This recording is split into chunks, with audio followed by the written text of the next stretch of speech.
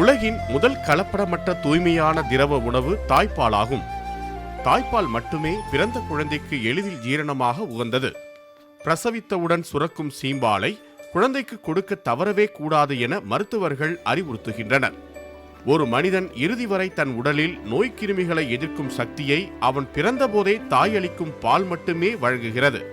குழந்தைகளின் புத்திசாலித்தனம் அதிகரிப்பு, மூளை சுறுசுறுப்பாக இயங்குவது, உடல் நோய்வசப்படாமல் ஆரோக்கியமாக இருப்பது ஆகிய பல பலன்களை வழங்கும் ஒரே மருந்து தாய்ப்பால் மட்டுமே.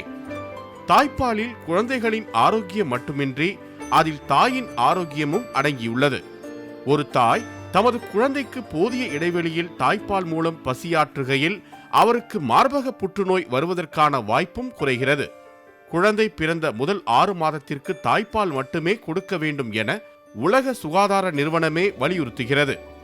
வேலைக்கு செல்லும் தாய்மார்களுக்காக தாய்ப்பாலின் மகத்துவம் அறிந்தே பேறுகால விடுமுறை 6 மாதங்களுக்கு நீட்டிக்கப்பட்டுள்ளது. அதன் பின்னும் பாலூட்டும் தாய்மார்களுக்கு பால் நெறிக்கட்டும் வேதனையை தடுக்க குழந்தைக்கு பாலூட்டுவதற்காக பணி நேரத்தில் 2 முறை அனுமதிக்க வேண்டும் என்றும், பணியிடங்களில் குழந்தை பராமரிப்பு மையம் அமைக்க வேண்டும் என்றும் மத்திய அரசு அறிவுறுத்துகிறது. ஆனால் பிரசவ விடுமுறை முடிவதற்கு முன்பே குழந்தைக்கு வேறு ஏதாவது ஒரு பாலை பழக்கிவிட வேண்டும் என்று ஆர்வம் காட்டுவது தவறு எனவும் மருத்துவர்கள் எச்சரிக்கின்றனர். ஃப்ரிட்ஜில் வைத்து பதப்படுத்தப்பட்ட நிலையிலும் குழந்தைகளுக்கு தாய்ப்பால் தொடர்ந்து வழங்க முடியும்.